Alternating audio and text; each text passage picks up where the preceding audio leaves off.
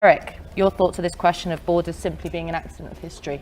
Right, so the question is, are borders accidents of history? And I think the truth is, in part, they are. I mean, as Charles Tilley, the political historian, once said, national borders are the high water point of dynastic expansionism. And we know that post-colonial nation states, a lot of their borders are straight lines, which were drawn by the colonial power. So yes, borders are in some degree an accident of history, but at the same time we also know that collective will has also shaped the location of national borders.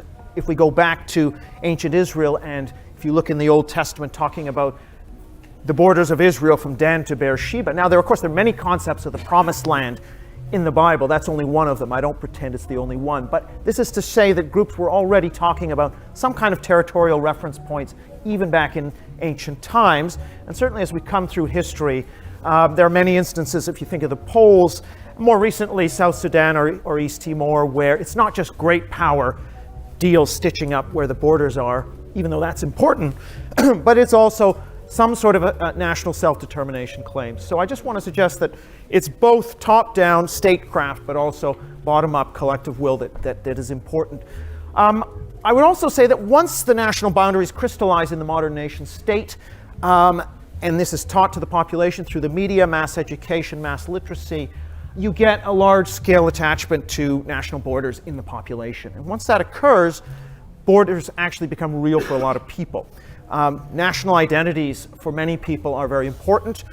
And as Michael Walzer, the political theorist, says, you cannot have you can't have communities without boundaries.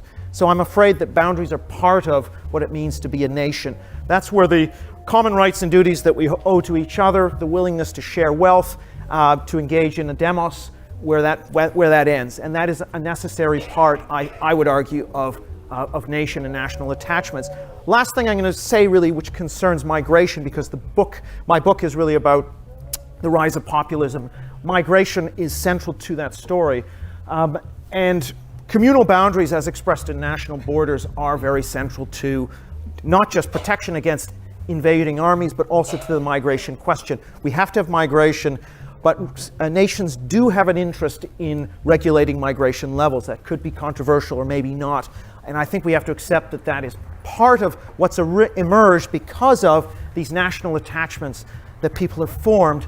They are therefore interested in this question of migration. And one of the reasons we are getting right-wing populism is because of a reaction, a response to migration.